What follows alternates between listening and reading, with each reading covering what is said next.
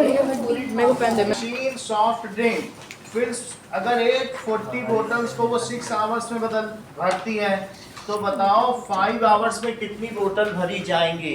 क्या तुमको ऐसा लगता है प्रियांशु की ज्यादा बोतल भरी जाएंगी तो ज्यादा टाइम लगेगा? तो ये this is a case of direct proportion. So if more bottles are field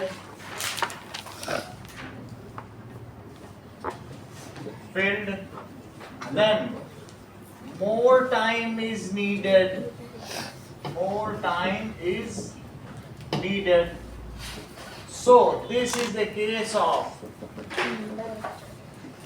direct proportion. Sir x proportional लिख सकते हैं भाई? लिख सकते हो. So x is proportional to y. अब यहाँ पर दो चीजें हैं, लिखो x1 by x2, x1 by y1. It is equals to x2. नीचे लगाना है 2. बहुत सारे लोगों ने नुकसान किया है अपना. और y2 नीचे लगेगा, नहीं तो स्क्वायर माना जाएगा. अब देखो 840 यहाँ लिखो. x किसको डिनोट करता है? Number of bottles. x क्या है बताइए? Number of bottles. और y क्या है? Time to fill. तो अब मंगल इसमें वैल्यू फिट कराओ. 840 by 5 hours. 5 है कहाँ? पॉइंट 6. हाँ. और इधर x2 by 5. सही है, बिल्कुल वही चीज है कि कितनी बोतल भरने में 6 घंटे, तो 5 घंटे में कितनी बोतल. सही. सो x2 क्या हो जाएगा? 840 into 5 by 6. 840 इंटू नीचे की चीज ऊपर आ जाती है, और 6 से जरा डिवाइड तो करो. 6 1 is 6, 6 4 जा 24. तो कितना हो जाएगा बोलो? 14 5 या कितना होता है? 70. तो कितनी बोतल भरी जाएंगी 5 घंटे में? तो that is 700 bottles. So in 5 hours 700 bottles will be filled.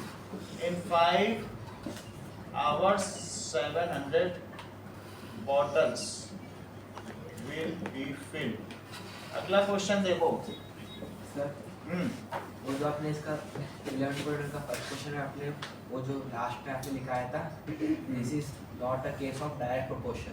एक में 1/15 आ रहा था, एक में 2/15 आ रहा था. 2/25. 25 आ रहा था. तो वो दोनों इक्वल नहीं है. लिखना x1 by x y1 is not equal to x2 by y2. So this is not the case of direct proportion. वो डायरेक्ट प्रोपोर्शन नहीं आएगा, उसमें आएगा this is a case of direct relation. नहीं है, ये तो नहीं है ना relation. This is not the case of. Google में ये क्या लिखा है ना? पहला क्वेश्चन देखो. Is this A case of direct proportion? तो हमारे में तो x1 by प्रोपोर्शन ही पूछ रहा है क्वेश्चन में. हाँ? बस यही है. आप अगर ये डालेंगे तो ये आ जाएगा. ठीक है. अब ये देखो, वो कोई ऑथेंटिकेटेड नहीं है, कुछ लोग कर देते हैं. अगला सवाल देखिए. A photograph of bacteria enlarged 500 times attain a length of 5 centimeter. मान लीजिए अगर 50,000 गुना बड़ा किया जाए, यानी जितनी उसकी लेंथ है तो उससे 50,000 गुना बड़ा करो, मैग्नीफाई करो, तो वो बड़ा दिखेगा. अगर छोटी चीज है तो छोटी दिखेगी, और बड़ी चीज है तो बड़ी. मैग्नीफाई करते हो कोई चीज तो बड़ी दिखती है. अगर वो और बड़ी है तो और बड़ी दिखेगी. बहुत छोटी है तो मैग्नीफाई करने पर भी उसमें मैग्नीफायर में तो छोटी दिखेगी. तो इसलिए छोटा ऑब्जेक्ट है तो मैग्निफिकेशन के बाद छोटा दिखेगा. बड़ी चीज है तो बड़ी दिखेगी. तो ये केस किसका हुआ? This is a case of. ठीक है. तो लिखो size of actual object. If size of actual object increases, तो बोलो क्या होगा? बोलो देन इट्स मैग्निफाइड इमेज. जो उसकी मैग्निफाइड इमेज होगी वो भी क्या इंक्रीज होगी? Is also increase. इसलिए ये किसका केस है? साइज अगर एक्चुअल चीज की बढ़ेगी तो ये भी बढ़ेगी. ठीक है. जब तुम सिनेमा में देखते हो जो बड़ा घर है वो बड़ा दिखता है, छोटा चूहा छोटा दिखता है, कि चूहा घर से बड़ा दिखने लगता है? नहीं दिख सकता ना. जो छोटी चीज है वो मैग्नीफाई करने के बाद भी छोटी ही दिखेगी. ऐसा तो नहीं लगता कि चूहा बहुत बड़ा दिख जाए घर छोटा सा दिखे. ऐसा तो नहीं होता ना. तो इसलिए this is a case of direct proportion. This is case of direct proportion. इसका मतलब है कि x is proportional to y. अगर तुम x को अभी साइज ऑफ ऑब्जेक्ट कहते हो और y को क्या कह रहे हो यहाँ पर बताइए कि सर y को x हो जाओगे नंबर ऑफ टाइम्स इंक्रीज. तो दैट इज देखो और कि नंबर ऑफ टाइम्स. हाँ बोलो. जो y है उसको साइज ऑफ ऑब्जेक्ट भी हो सकता है. y क्या है कि that is number of times it is magnified. अब इसको ठीक कर रहा हूं. y क्या है नंबर ऑफ टाइम. एक है कि वो कह रहा है कि किसी चीज को 50,000 गुना बड़ा किया. फिर उसी सवाल में कह रहा है जब 20,000 बड़ा गुना करेंगे तो कितना दिखेगा. फिर से सवाल पढ़ो. तो सवाल में क्या दिख रहा है बताइए. 5 सेंटीमीटर का बैक्टीरिया उसको कितने गुना बड़ा किया गया बताओ. देखो 5 सेंटीमीटर का बैक्टीरिया है. तो अब बताओ सेंटीमीटर कहाँ लिखेंगे. साइज ऑफ ऑब्जेक्ट में कितना गुना बड़ा किया गया. नंबर ऑफ टाइम्स 50,000 गुना. सही है कि नहीं. 5 सेंटीमीटर का बैक्टीरिया कितना बड़ा किया गया 50,000. ये है कितने टाइम्स. जब तुम ये देखते हो किसी भी माइक्रोस्कोप में तो उससे क्या पता चलता है. ये देखो ये इसमें लिखा है 100x. इसका क्या मतलब है बताओ. 100 टाइम्स. और अगर मैं कह दूं कि 400 और अगर मैं कह दूं 1200 गुना. 1200 गुना. हाँ तो ये इसको दिखाया नहीं क्या आपको. अभी तक नहीं दिखा. लेकिन चला नहीं था. ये देखो 1200. तो ऐसे ही 50,000 गुना करके वो उतना बड़ा दिखेगा ना. अब देखिए सर कॉल आ रहा है. सर कॉल आ रहा है बेंगलोर कर्नाटक. क्या नाम है. बैंगलोर से 5 सेंटीमीटर. और कितना बड़ा किया गया. तो अब अगर 20,000 बड़ा किया जाए जैसे उसी में मैं कहूँ नहीं 50,000 गुना बड़ा नहीं करूंगा मैं 20,000 बड़ा करूंगा. इसको 20,000 कर दिया तो वो बैक्टीरिया मुझे बड़ा दिखेगा कि छोटा. बड़ा. नहीं 50,000 में बड़ा. और कोई कहे मैं दुगना ही बड़ा करूंगा 2 टाइम्स तो और छोटा दिखेगा.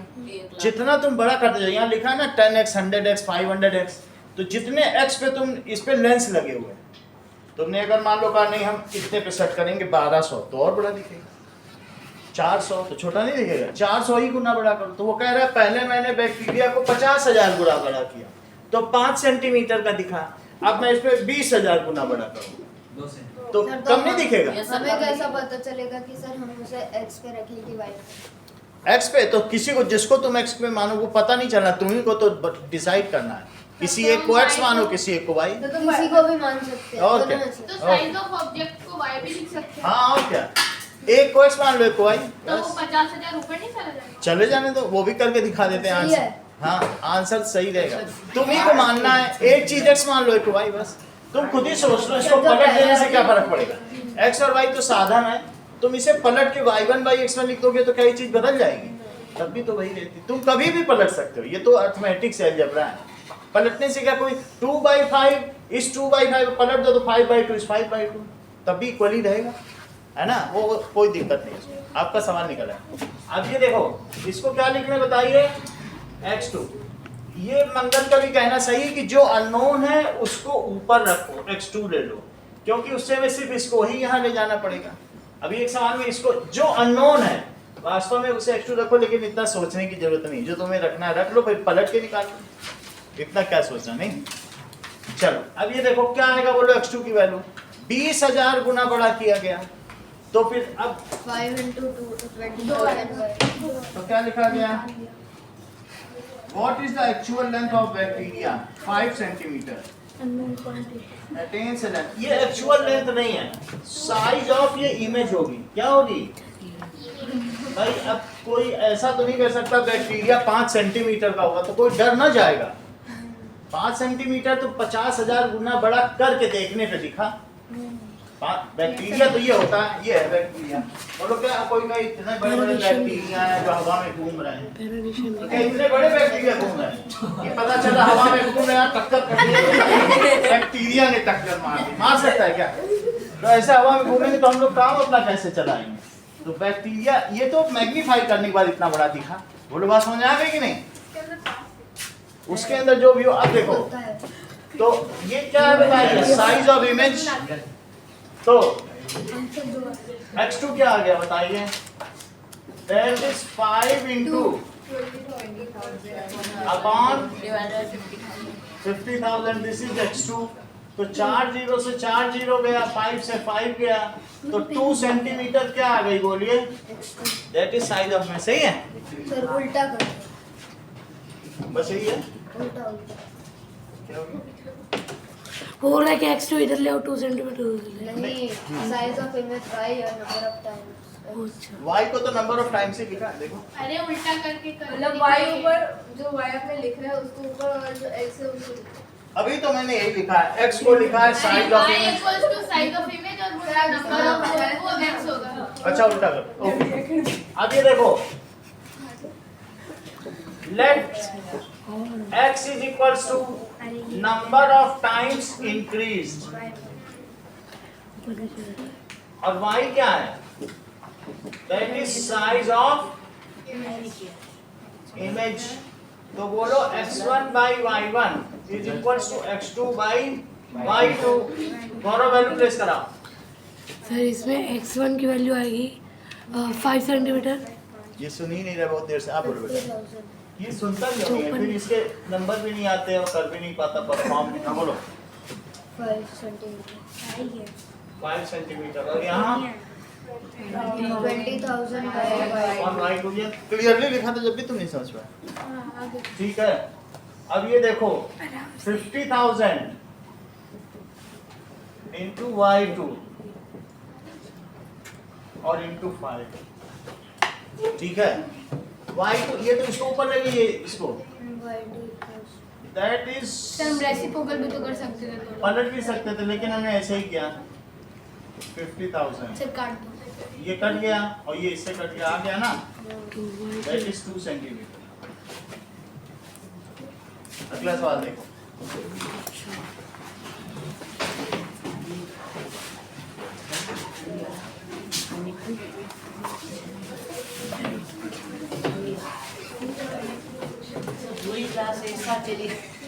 ओके नाउ 6th क्वेश्चन देखिए। In a model of ship, mast is 9 centimeter high, while the mast of actual ship is 12 meter high। तो मॉडल है, मान लीजिए ये एक हमारा पानी में तैरता हुआ शिप है, तो उसमें जो इसका मास्ट का मतलब होता है ये झंडी, पताका। मास्ट को क्या कहते हैं? पताका। ध्वजा पताका जानती हो? भारत की ध्वजा पताका, ठीक है? अस्माकम भारत जनता हम, तुमने पढ़ा ना वहाँ। तो वो पताका, इसको मास्ट कहते हैं। क्या कहते हैं? एक्चुअल मास्ट कितने मीटर का है? लेकिन एक बच्चे ने लकड़ी का छोटा सा मॉडल बनाया इसी का और उसमें भी ऐसे लगा दिया, तो उसने इसमें कितने का दिखाया? 9 सेंटीमीटर। और एक्चुअल कितने का था बताओ? 12 मीटर। 12 मीटर का था तो 9 सेंटीमीटर दिखाया। तो अब ये क्या है कि this is a case of, ये किसका केस है? Direct proportion. अब लिखो x is equals to actual size of mast और y क्या है? Size of mast in model. Model भी तो एक बनाया ना लकड़ी का, ये लकड़ी का मॉडल और ये एक्चुअल है। तो अब इसमें x1 by y1 Alok is x2 by y2 value fit कराओ, जबकि x एक्चुअल साइज है, y जो है मॉडल में साइज। वैल्यू फिट कराओ। दिव्यांश। Sir 9 centimetre. हाँ निपुण। सर 12 मीटर 12 मीटर और sir upon size 9 centimetre is equals to is equals to size of sir 12 metre ऊपर। ठीक है, कोई बात नहीं, मंगल बता देंगे, मंगल बता। 28। अगर 28 मीटर का मास्ट होगा तो मॉडल में कितना बड़ा होगा? नहीं, जब 12 मीटर का असली पताका है तो मॉडल में 9 सेंटीमीटर की दिखी। अगर 28 मीटर की असली पताका होगी तो मॉडल में कितनी? सही है, दैट इज y2। तो y2 कैसे निकालें? देखो मीटर से उधर से मीटर चला गया, अब 25 सेंटीमीटर में आएगी। तो 12y2 it is 28 into 9 centimetre. Metre से तो मीटर कटिए, तो y2 कितना आ गया बोलो? 28 into 9/12 बाई 12। तो 2 3 sir this is 3, this is 4, 4 से कट करो 7, तो y2 कितना आ गया? 21 सेंटीमीटर। नाउ 7th क्वेश्चन देखो। दिव्यांश तुम भी कम समझ पाते हो गौरव की तरह। नाउ चीजें समझा करो। 2 kg sugar contains this much crystal, तो 5 kg शुगर, क्या उसमें और क्रिस्टल्स होंगे? बोलो, होंगे ना? तो पहले गौरव बताएंगे इसका आंसर, नहीं बता पाएंगे तब तुम्हारी बारी आएगी। सही है, मैं देखता हूँ इतना तुम्हें समझ में आया गौरव। ज्यादा किलो लोग तो उसमें क्रिस्टल ज्यादा होंगे, बात समझ गए? चलो अब तुमसे पूछा जाएगा। Now if mass of sugar increases then number of crystals also increases, so this is a case of Direct if mass of sugar भी लिख सकते हो या weight of sugar भी लिख सकते हो। mass of sugar increases then crystal, then weight then number of crystals are increased. Crystal, वो छोटे छोटे होते हैं उन्हें क्रिस्टल बोला जाता है, छोटे छोटे दाने। crystals also increases, this is a case of direct proportion. ठीक है, डायरेक्ट। इसके आगे की सब चीज गौरव बताओ, x को क्या माने और y को क्या माने, सब बताओ। 2 kg of sugar, x को x मत बोलो। Quantity of sugar. बहुत अच्छा, क्वांटिटी ऑफ शुगर सर मास लिख सकते हैं। लिख सकते हैं, उसने बोला कि उसका रिस्पेक्ट कर रहे हैं। और क्वांटिटी ऑफ क्रिस्टल्स। क्वांटिटी नहीं होती, नंबर ऑफ क्रिस्टल्स। अगली लाइन बोलो Divyansh. Sir x1 by y is equal to x2 by y। x1 by y1 is equals to x2 by y2, value place कराओ। Sir 2 kg by 9 into 10 to the power 6 10 की power 6, आगे बोलो। is equal to 5 by 5 kg by y2। आगे क्या करें बताओ। Sir 2 kg into y2 2 kg, kg को kg से कट कर दिया, तो 2y2 it is equals to, sir 9 into 10 into इस बार तो सही बता लिए। ठीक है, इतने क्रिस्टल्स हो गए, तो y2 क्या हो गया? 9 into 10 की पावर 6, 9 5 जो क्या होता है? 45 45, into 10 की पावर 6 by 2, 2 से 45 में जरा डिवाइड तो करो। 22.5 तो 22.5 बताया मत करो उसे।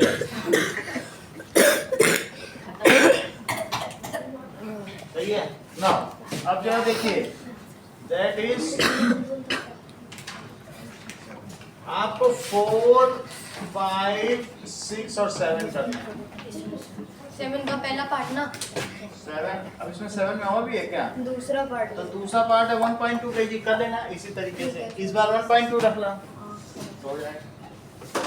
चलो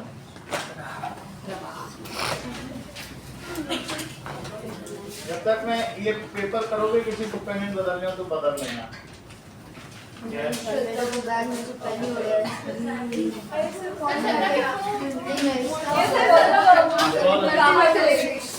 नहीं सर पता नहीं कैसे हमारे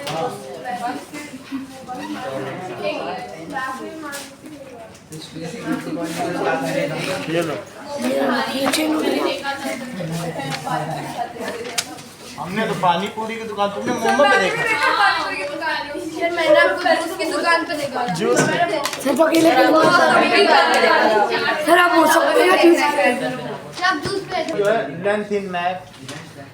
तो this is the case of direct proportion of direct proportion. x क्या है? एक्चुअल लेंथ ऑफ रोड, और y क्या है? Length in map. अब इसी से x1 by y1 is equals to x2 by y2 करके देखो, जिसका हो गया ये सवाल करे 8 सवाल। एक्चुअल रोड है, मैप इतनी बड़ी है, तो मैप में ऐसे दिखाई जाती ना road, actual length of road, actual length है, और ये मैप में 1 सेंटीमीटर। तो अब इसी तरीके से ये एक्चुअल लेंथ है, length in map.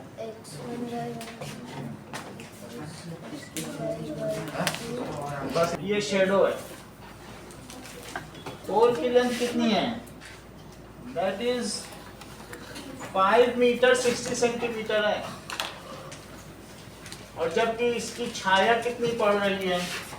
3 metre 20 centimetre. तो क्या बड़ी चीज होगी तो उसकी शेडो भी बड़ी होगी, अगर लंबी चीज होगी तो क्या उसकी शेडो लंबी होगी? सर हमारा 7th का फर्स्ट का आंसर 22.5 था। हाँ, यही है। सर लास्ट में 2.25 है।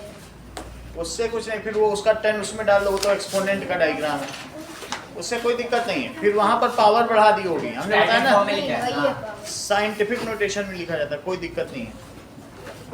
2.25 नहीं होगा। देखो क्वेश्चन में क्या पॉइंट टाइम तो नहीं है ना, तो तुम्हारा कौन सा है? ये कितनी क्वेश्चन है बोलो? 6 है, तो 45 22.5 वो 7 कर दिया होगा। हाँ 2.25 हो ही गया ना, वो तुमने अभी एक एक्सपोनेंट वाला चक भाई कल उसमें डाल दो। हमने अच्छा, बताया ना हाँ, स्टैंडर्ड एक ही होता नोटेशन, है। वो बुक उसको फॉलो करती है, हम लोग ध्यान नहीं देते हैं, बुक करती है। करना चाहिए, हमने बताया ना स्टैंडर्ड नोटेशन ही चलता है, बुक नहीं कैसा गड़बड़ करता है। सेकंड पार्ट में x2 लिखना, उसको देख के x3 करना। हाँ? इसमें लिखना x2 कर दिया और y2 कर दिया। चलो आगे देखो, 3 कर दो। चलो ओके, ये सवाल समझ में आया? दिस इज, चलो बताया गया है, ध्यान दीजिए, ऑन कर दीजिए वीडियो। 18 किलोमीटर की रोड है और उसको मैप में 1 सेंटीमीटर का दिखाया गया है, तो आगे क्वेश्चन में क्या कह रहा है? कितने किलोमीटर की रोड है?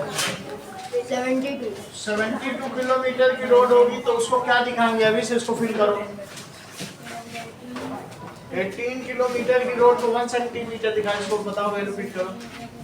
एक्चुअल लेंथ ऑफ रोड, और ये लेंथ इन मैप है भाई। अच्छा तो 18 बाई 1 वो सेंटीमीटर में, वो किलोमीटर में, इधर बताओ।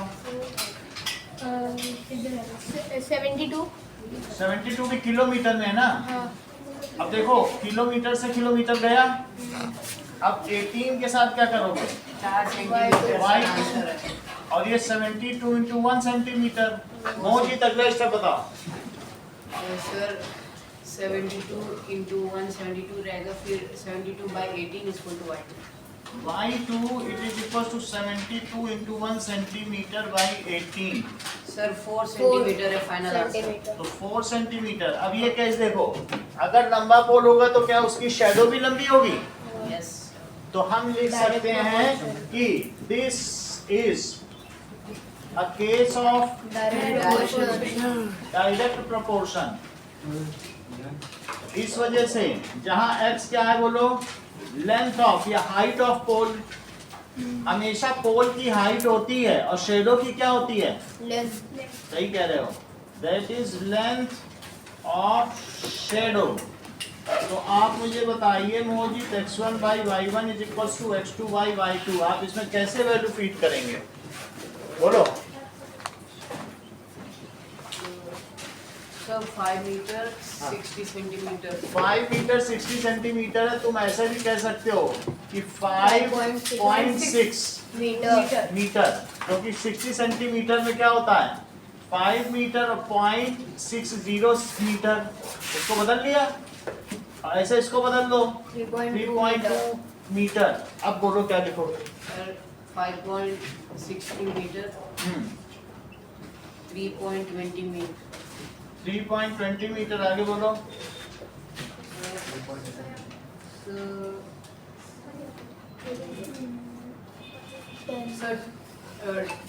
10.50 meter. एक्चुअल दिया है 10 पॉइंट हाँ। एक्चुअल है, 10.50 मीटर अपॉन White. y2। तो अब इसमें क्या करो, ये मीटर से मीटर गया, ये भी मीटर है, 1 मीटर बचा है, सही है। अब देखो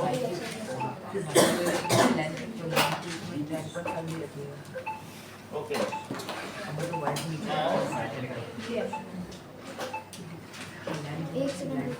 हेलो हाँ जी,